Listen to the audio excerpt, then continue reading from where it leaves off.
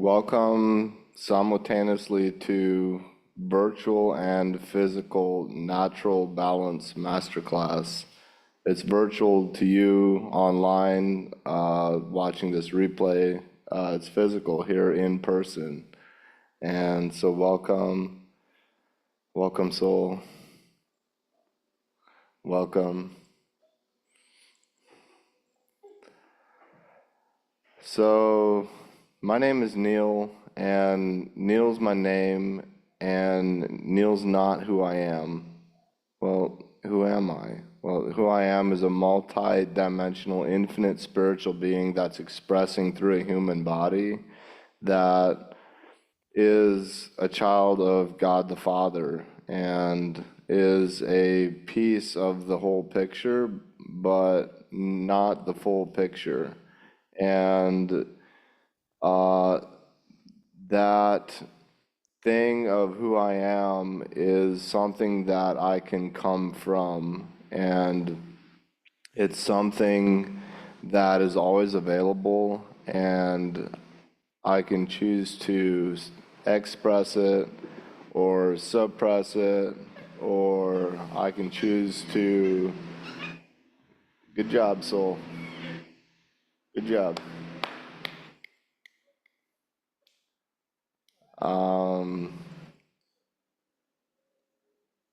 If I identify with my identity, and my identity gets hurt, either emotionally, physically, spiritually, I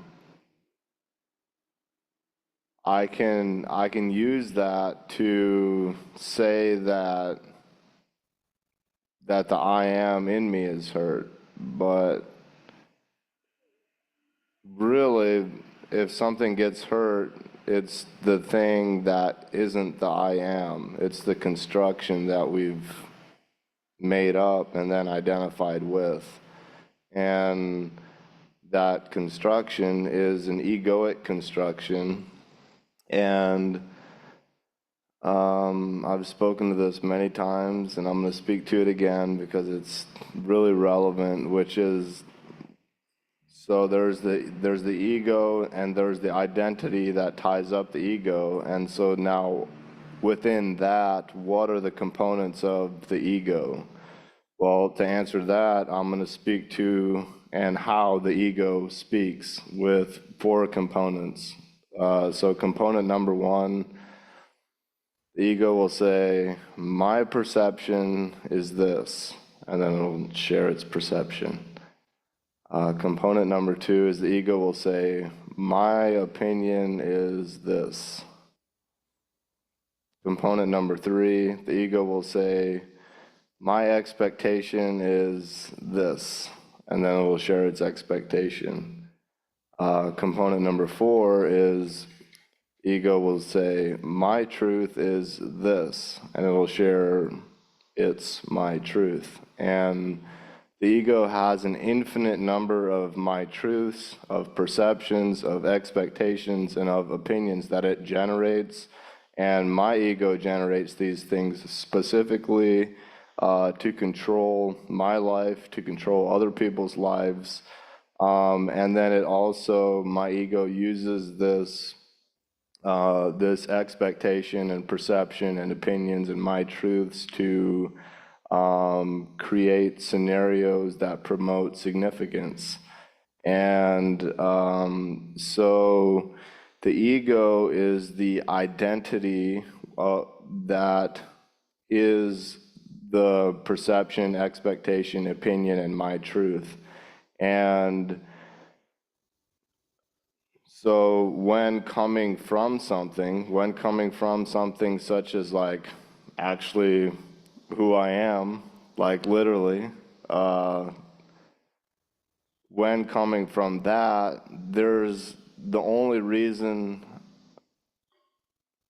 I wouldn't come from that is because of programming, because the only reason, there's no reason not to come from who I am other than things on the lens, like perceptions that require clearing in order to embody, be, and express who I am. And when I don't express who I am, I express who I'm not. I express the egoic identity part of myself, which is that part of who I am has the perception of separation, and it has, so when it thinks it's me and it thinks you are you, but me and you only exist as words and language. In eternity, in the true self of who I am, you and me don't exist. What exists is the I am oneness completion. And so coming from who I am is coming from a space of completion. And when I'm fully embodied in who I am, I don't tolerate incompletion from other people. Because why? Because what? Because why and what? There are no other people. The other people is a perception of separation that comes from the me identity separate self that uses that separation or the perception of it. It actually doesn't even exist, but I personally will use that I used to use it to suppress my voice, to not share, to see myself as small. I used to use this separation to have myself be less than other people and to put other people on pedestals and have me be smaller than the person I put on a pedestal. And in the illusion of separation, I've also used this to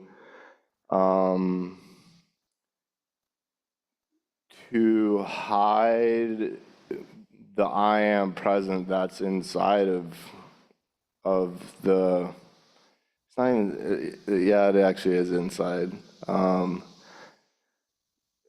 So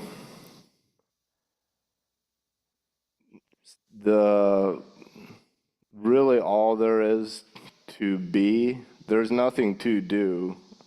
If we want to do something, it's the I wanting to do something is the ego wanting to accomplish something. There's nothing to do. There's just something to be. There's something we can come from.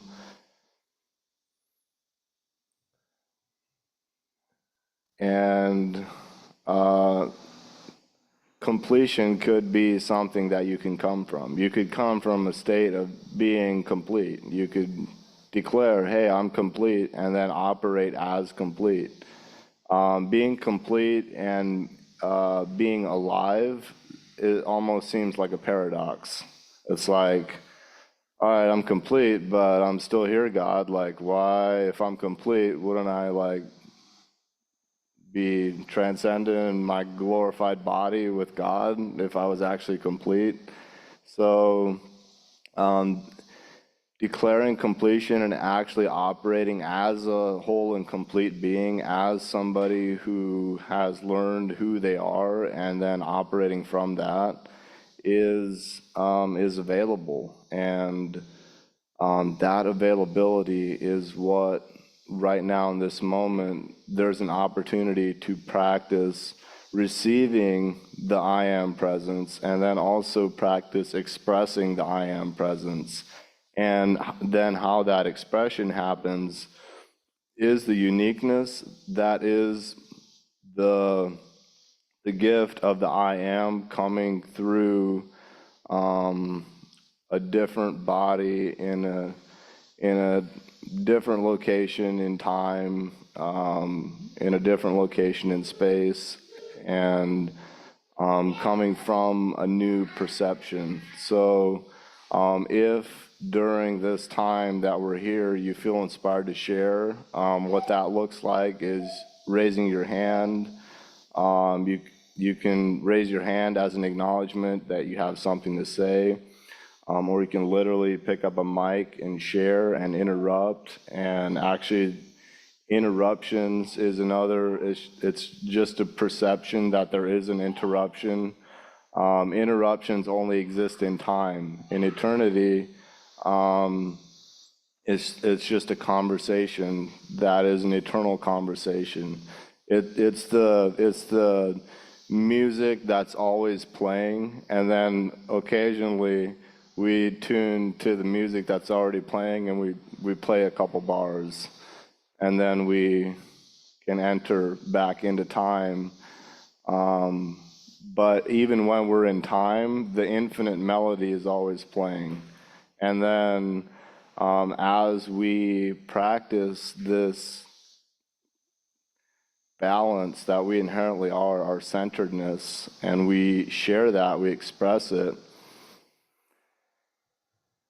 more and more we tap into this infinite melody until time, the illusion of the perception of time is so obvious that we don't need to enter into it anymore. And we can,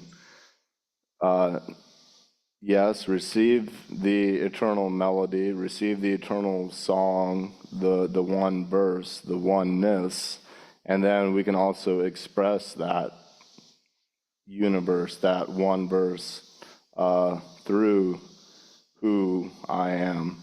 So I'm going to pause there and see what is alive, and who would like to share? Suzanne.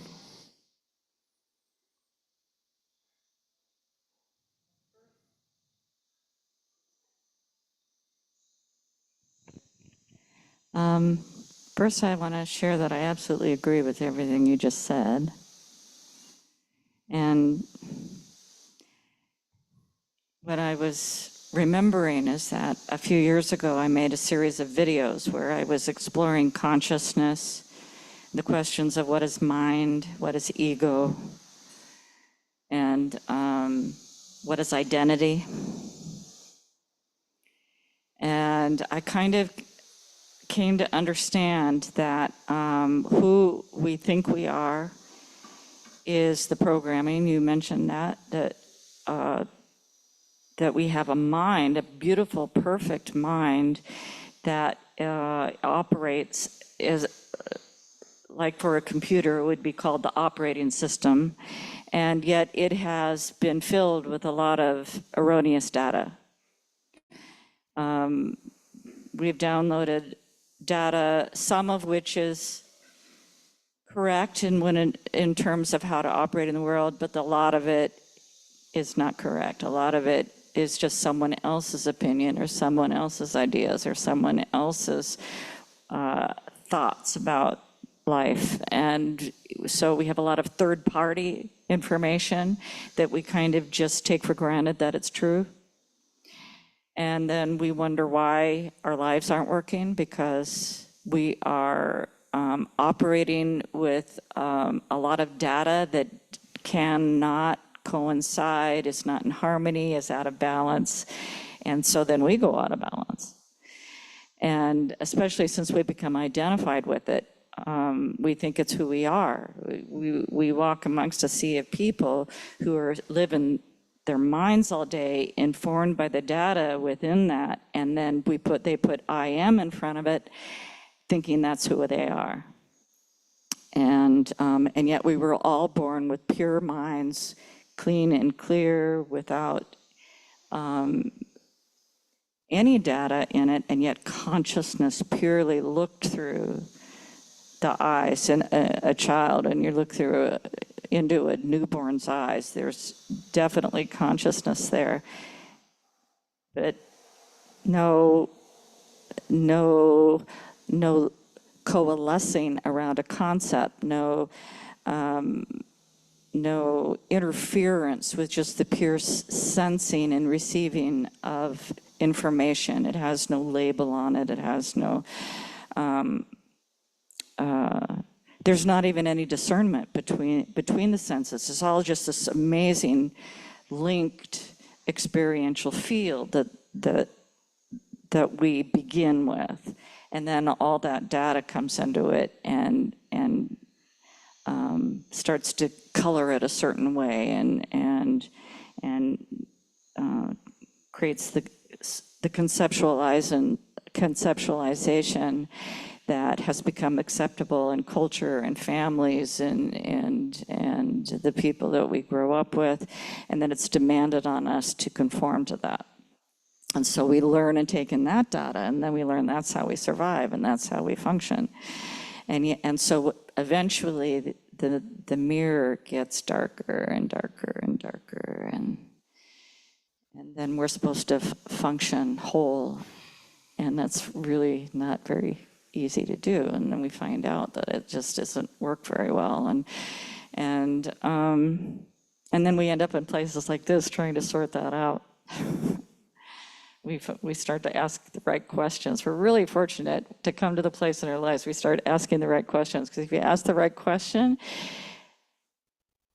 the answer is in the question, because we're meant to be in natural balance all the time. We are designed to be awake to our true nature. We are meant to be these perfectly pure operating systems that respond accurately to others, to ourselves, to the environment, seen cleanly and clearly, without, judgment, without demands, without fear. And when you encounter it, it's really hard to forget it, because it's like it rings you like a bell. It's like suddenly you go, oh, that's what it feels like. And then even if the world kind of comes back in at some point, it's kind of like there's some place where you just know, because it's who you are. It's who you are. And I've come to the conclusion that most problems are because of this misidentification. We've switched our allegiance from the truth of who we are to somebody else's idea of who we are, and we've given up on ourselves, and we've abandoned ourselves, our true self, and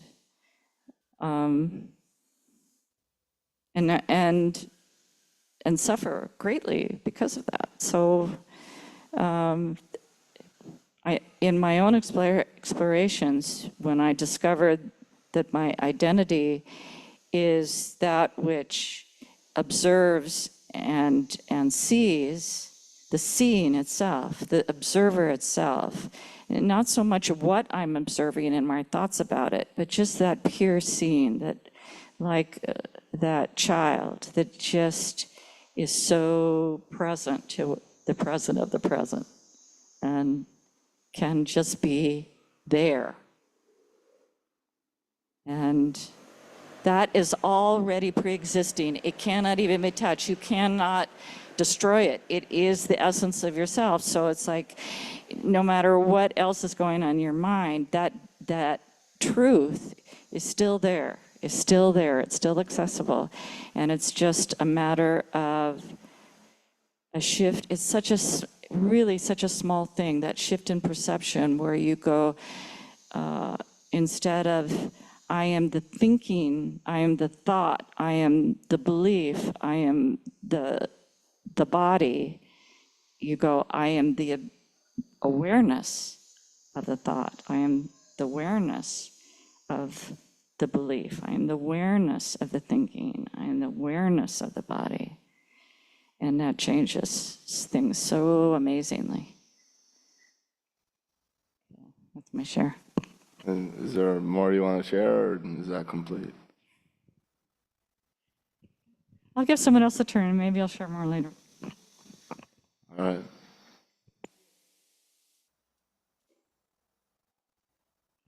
I wanted to speak to the paradox you were talking about earlier regarding kind of being in completion and kind of already how God intended us to be, but then it's like we're still in physical form and in time, and it's like, okay, well, I'm here, and so like, what are we meant to be doing if we're already, whole and complete? And I think the very useful thing which gets this battle of evolution versus creationism, right? Where it's like, did we come from God, or did we evolve as, just animals on this earth that went through whatever biological processes, et cetera? And I don't think that they're inherently mutually exclusive. And one without the other is going to be lacking in perspective. So in eternity, there is no time. And so we, as God's creation, like, God does not have this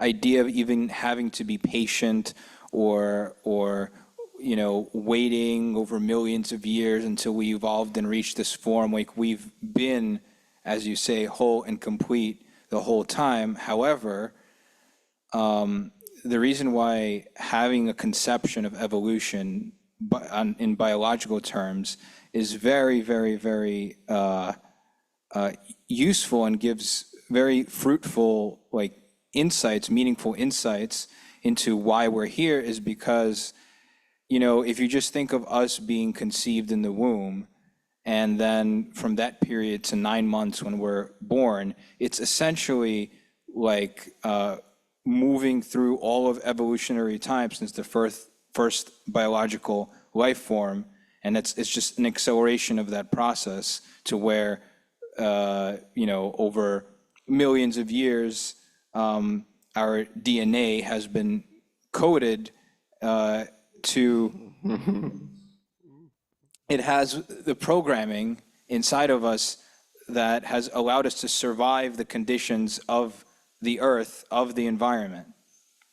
And through that process, there's an emergence that occurs, an emergent truth, and that is our consciousness that is infinitely expansive in a way that we increasingly become more and more aware of that wholeness, aware of that completion, aware of how we're all interconnected. And it's that process of the physical and biological to the metaphysical and consciousness, which is basically a continuation of that evolution, except in our minds, in our consciousness, and how we simulate that reality and where it's all leading, where it's all taking us, which is back home. And so we're here on earth to remember and become aware of that, but it takes us being in time, it takes us having our present form in order to be able to communicate it with each other and bring each other there. So this doing versus being idea, like what's the purpose of doing? It's just to be more. So all of our doing is for the purpose of giving us the space, the window, the access into this eternal timeline and see the direction of where evolution has been taking us consciously, as opposed to unconsciously, which is purely biological and whatever accidental, interactions and clashing of particles or whatever, as we moved through all of this physical plane through all of our prior manifestations.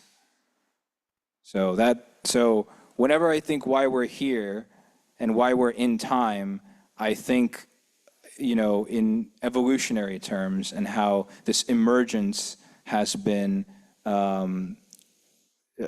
transpiring and building into whatever, from simplicity to complexity. But then that process itself, which is that emergence, is the truth. Whatever is driving this process, wherever it's going, where we're heading, and where it's coming from, they're both the same location. So that's why going up and raising our level of consciousness, which is a process, is actually the same thing as where we're coming from, which is the source of just being. And I don't know if that helps in any way to reconcile that paradox, but I think seeing it from both perspectives helps with that. Yeah. Is that complete, or do you Yeah, got it's more? complete. All right. Yeah. Francis, welcome. You're welcome.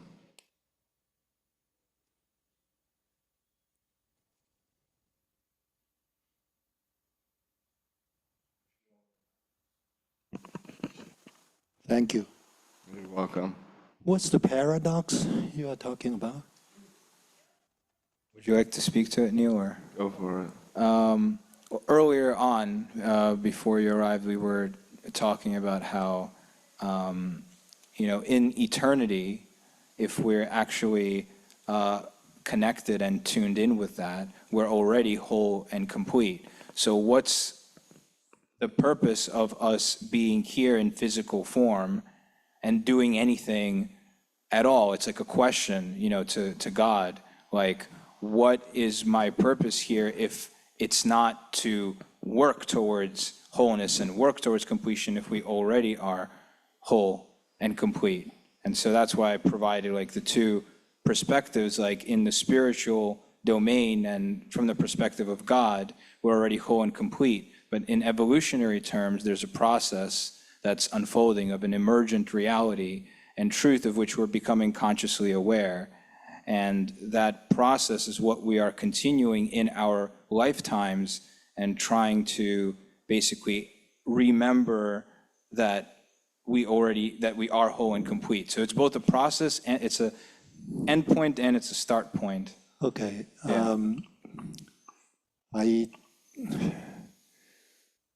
We are whole and complete is, I guess, it's talking about different things. But anyway, I see a lot of confusion. I see a lot of unbiblical truth that Exactly. that's being attempted to be derived from maybe human thinking or trying to rationalize things. Let me say, first of all, don't accept any truth other than from the Bible. The truth is in the Bible, and the Bible is God's word. And then before I address creation and evolution, you mentioned why are we here on earth in physical form, right? Physical form is very important. On earth, a being has to have a physical body to do anything. Okay? That's why demons cannot do anything without a body. And that's why they have to possess someone. And that's why there's deliverance ministry. Okay? That's physical. That's the rule, the divine rule governing earth and humans. And any existence without a body cannot do anything. So God does things through us, and so is Satan, demons. So they have to possess somebody. Without that, they can't do anything. And God do things, God bless people through us. And so our purpose is to be used by God. And being whole and complete, I guess, I don't know where it came from, but maybe you can say our physical bodies are whole and complete. But I think our spirits may not be, because there's salvation. So our soul, spirit and soul need to be saved and go through a process that I call sanctification. Actually, many call sanctification, but I think John referred to this as freedom, because he says it's after salvation. Freedom is is a process. Right. So sanctification is a process. And that process is to bring us into completion in our spiritual unity with God. So if that is the case, then we cannot be complete already at the very beginning, even before we are saved. So that's why I doubt the saying. But is there any level of wholeness and completeness in our existence before salvation? I guess you can find something there. I haven't gone into that area yet. I think that's precisely the angle from which this was being discussed and being looked at post-salvation, using the framework that you're using, which is in reference to the Bible. So it's, if what there is to realize, the truth that there is to realize is that we are whole and complete and one with God and all one with each other, then once you realize that truth of your essence, essential being, your spirit, what is the significance of doing anything at that point?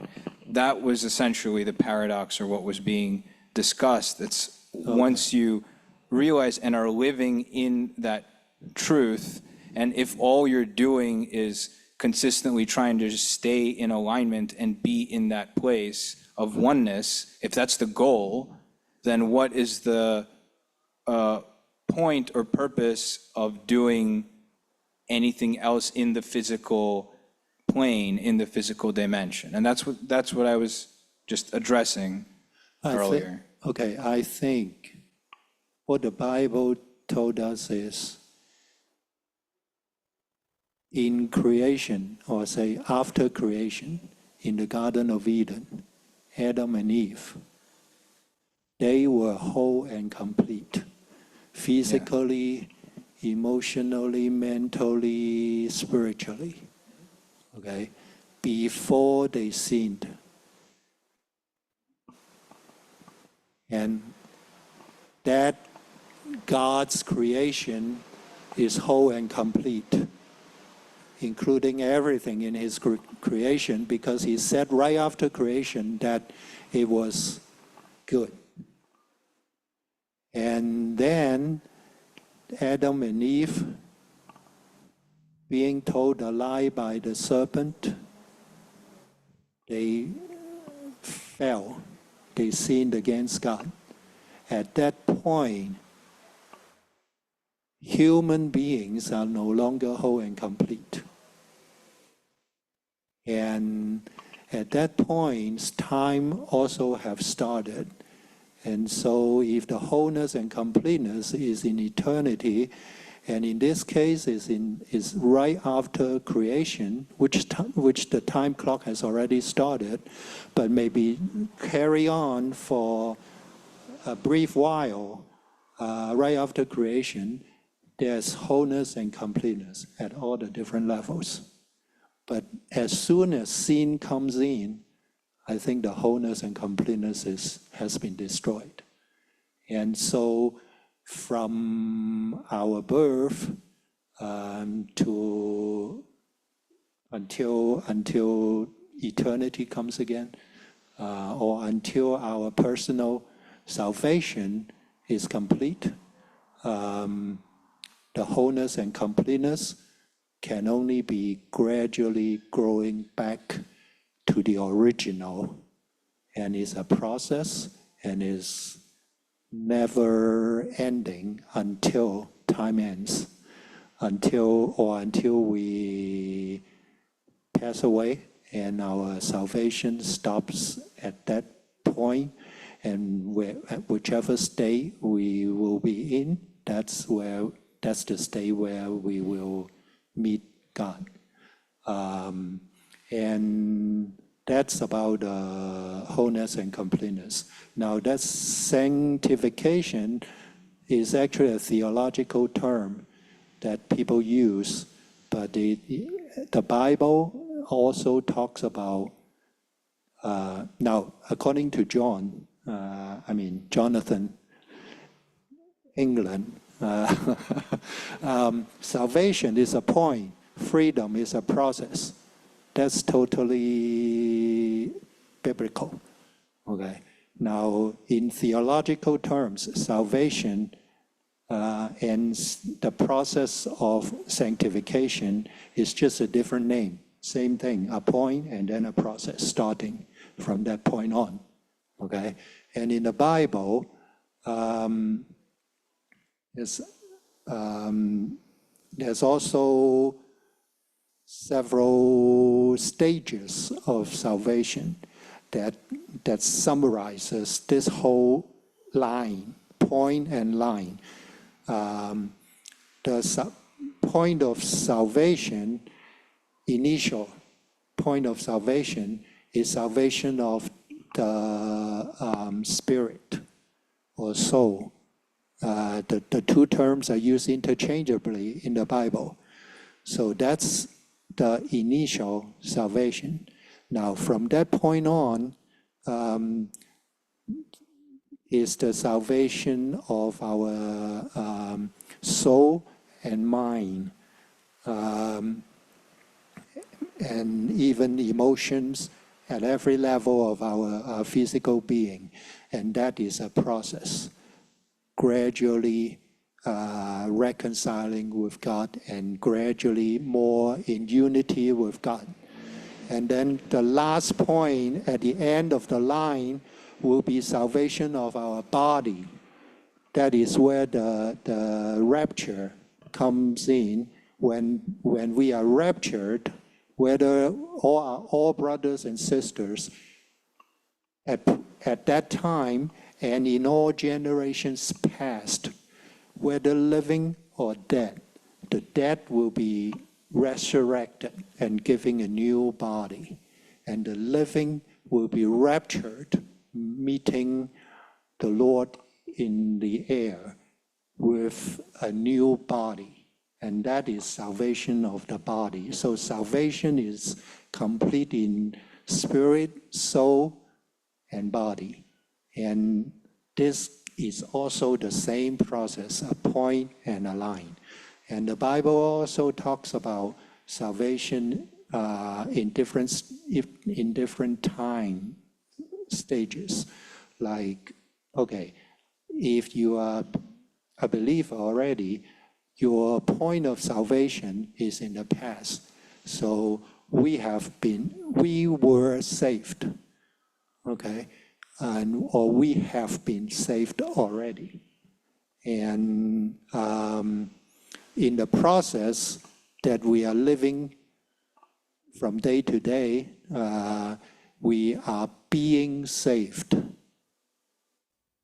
And then in the future, those who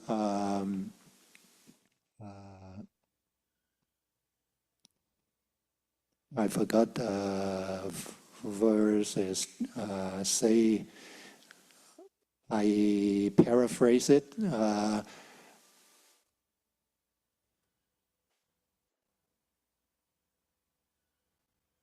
Those who forbear or those who sustain to the end, through all the chaos in the world that's going to come, until the Lord Jesus Christ returns.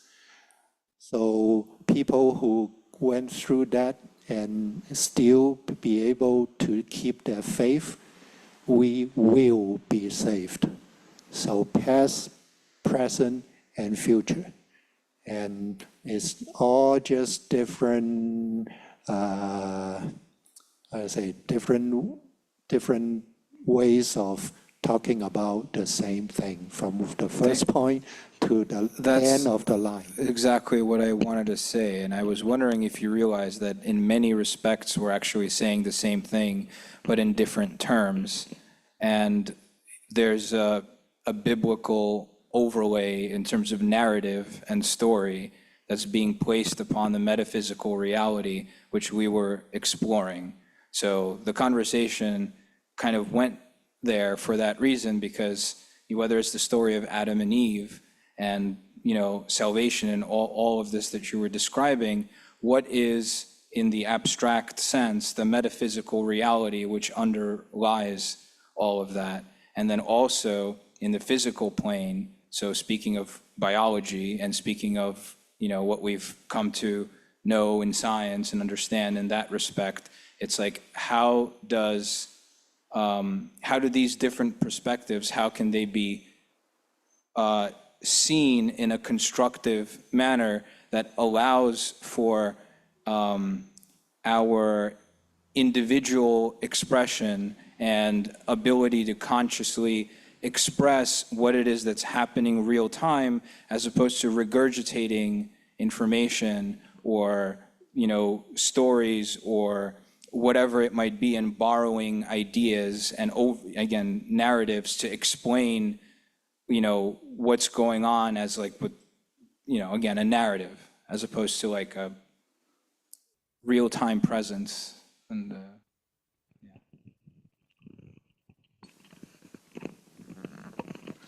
Hello? Okay.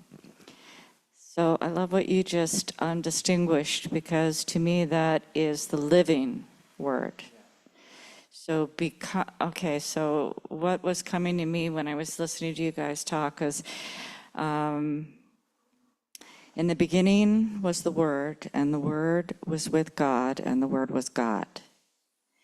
So I am is the beginning of all things. I am is the ending of all things. I am is the description of all things. I am includes all things, infinite and temporary, the world of time. And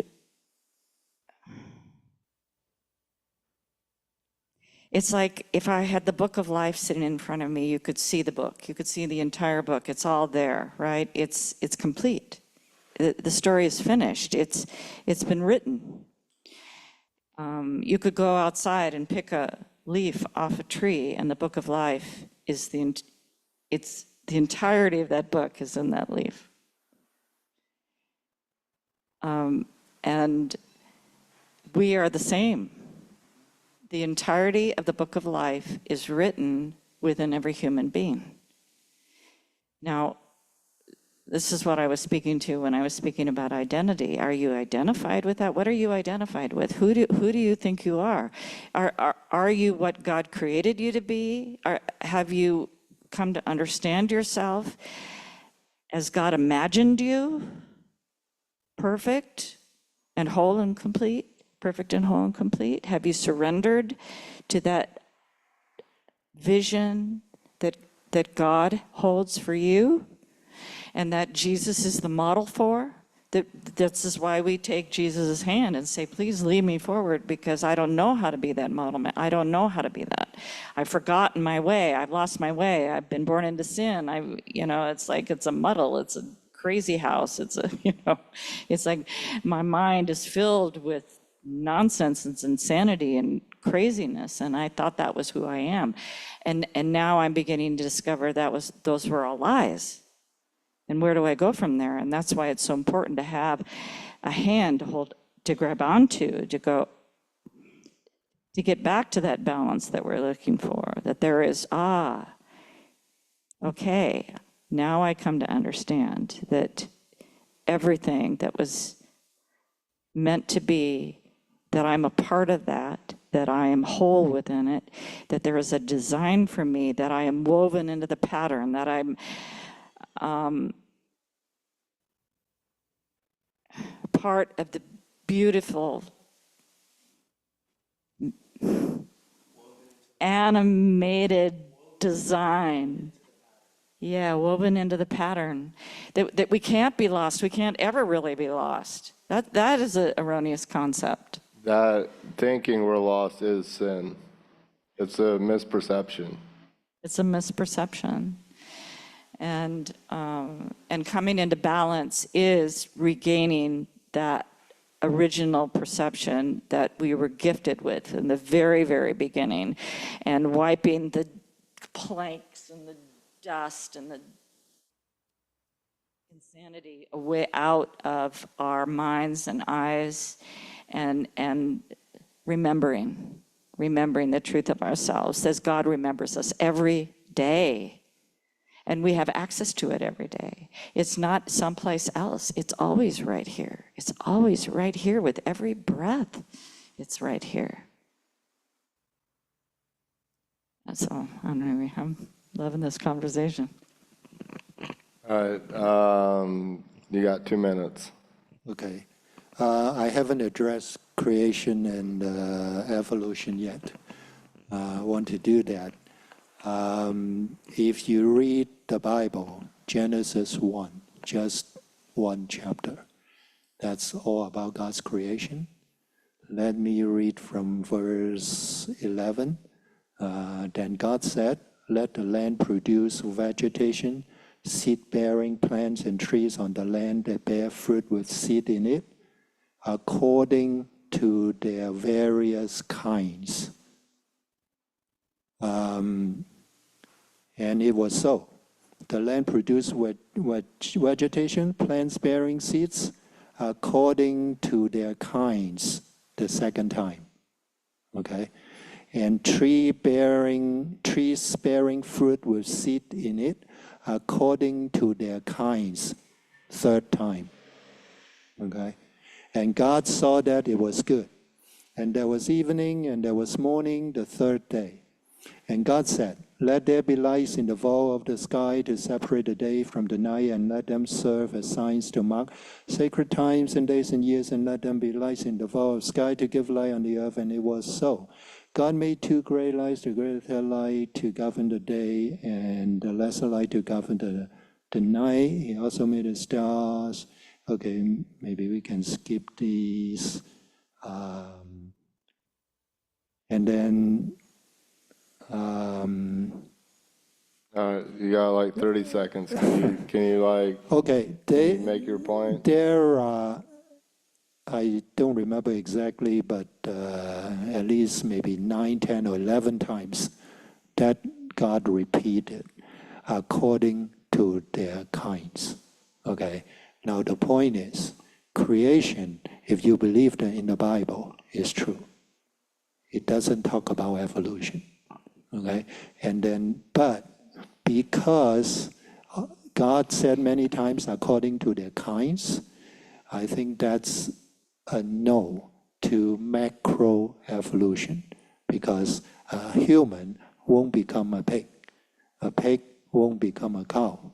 And scientifically, there are microevolution that I believe is not violating the Bible. Microevolutions is the creatures adapting to the environment and having newer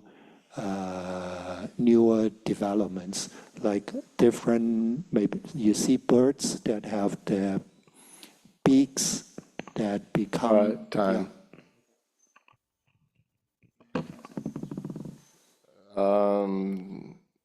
Yeah, 10 seconds. I find stories compelling, but I find observable endogenous processes, which you can see the direction of and patterns of over time, even more compelling. And it's not mutually exclusive. That's all I'm saying. I don't see them as mutually exclusive. All right. So we've been in a flow environment, in a flow conversation, a very feminine way of operating and engaging with each other. Right now in this moment, that changes. We're now in a masculine form of communication, which is in this channel that we're now in, we're in a channel of giving and receiving offers. Giving and receiving your gift, giving and receiving part of you, part of your heart, and then sharing that heart from a location of completion that you don't, and the completion is like this. I can share my offer, and I don't need you to receive my offer, and I'm good to go. I'm whole and complete whether my offer is received or not. In addition, have this offer be from the heart and have it be from a place of contribution that, yes, it can benefit your physical body, but have it be for the collective well-being and from the collective well-being. It's coming from completion, it's coming from the healing already be done, and it's an opportunity to share in such a way that something that's inside of you that wants to be shared can be received by another person. So I'm gonna go first and offer, so this is a physical event. Who here is like an event leader or a facilitator of some kind of an event?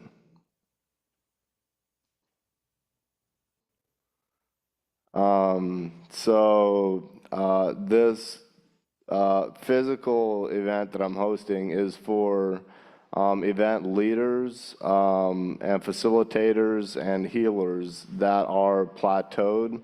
Like you've gone a distance, but you're plateaued now, and it's time to level up. And you feel this, but you don't know exactly what that looks like or how that plays out. So what I'm offering is the up-level ceremony. And so what's the up-level ceremony? Well, this is a 7-day event, and it's in rural Costa Rica on Earth, Wake, and Grace 2 property in the mountains. And during this 7 days, for the first 5 days, we're food fasting. So it's a 5-day food fast in silence. And then in addition, during those 5 days, we're doing 6 hours of meditation per day with light movement in between the meditations to assist the physical body with being stationary, as well as the movement translates into the meditations themselves. And this is a minimum donation of $333 to secure your spot. And you can donate more. This is minimum donation. And if you donate more, you have an opportunity for, like if you donate $100 more, you have an opportunity for a 1-hour phone call with Neal. And then every $50 donated after, so if you donate like $150, there'll be 1 tree planted for you. And then every $50 after that is an additional tree that will be planted. So you can donate more, and what those more donations are being used for is to promote natural balance. It's being used to promote food sovereignty, to promote regenerative living, and to share that, hey, like we can plant our own trees and we can grow our own food, and we can literally seed our own trees from seed. And so your donations are going towards forwarding this what? Natural balance, completion, and expressing from completion, which is what's always available, but we choose what we focus on. And so the dates of the up-level ceremony, the start date is December 27th, 2024. And then the end date is January 2nd, 2025. And so it's going into 2025, into the new year with a clean body, a clean mind, and with radiance in your being. So all of what I just shared, I'm going to put in the description of this video. And so how do you accept this offer? Well, first you make a donation, and then after you've made the donation, you reach out to me via email and send me the words "natural balance," and then you'll receive your next steps. So that offer's complete, and now who would like to share an offer?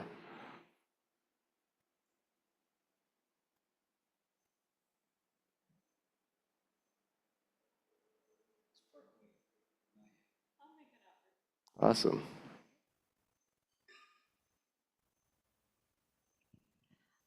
I have set up and I've been pulling together my timing so that I can be more and more available for coaching calls. And so I finally have my Bridgebucks account set up. I'm still learning how to use it. So I'm not quite sure yet how to receive donations, but I would like to just declare that I am available if you have any questions about your participation in any of the programs here, and you are looking to have a greater, more expanded experience in your life of how they benefit you. I am offering 1.5-hour coaching calls to support people in that. And for now, because I don't really have a channel set up to receive donations, I'm willing to receive any gifts of love that anybody would really like to offer me in any capacity. Even hugs are pretty cool, and appreciation is always welcome. So this is my first offer that I've ever made publicly. And so this is an experiment, and I'm really excited to see where it might lead to. Okay. With the donations, are you setting up a channel to receive donations? I have the Bridgebucks account set up, and I haven't got a channel within it yet that says that the people can click on and Okay. do that with. So but I'm it's in setting that up process, with yes? Peter. Yeah, I'm working on it. All right, so if you're watching this replay, this donation link that for Suzanne's offer is going to be in the description when that comes out. So check out the description box, and you'll find the link there the moment that it's available. So I'm hoping that people can even see me because I'm sitting behind Francis here. Hello, people. So is that complete, or do you want to speak more? That's complete. All right, awesome. Offers? Any other offers that wants to be made? This is your opportunity. This is your gift to share your heart, to put yourself out there. It's a gift when you give. So now's the time.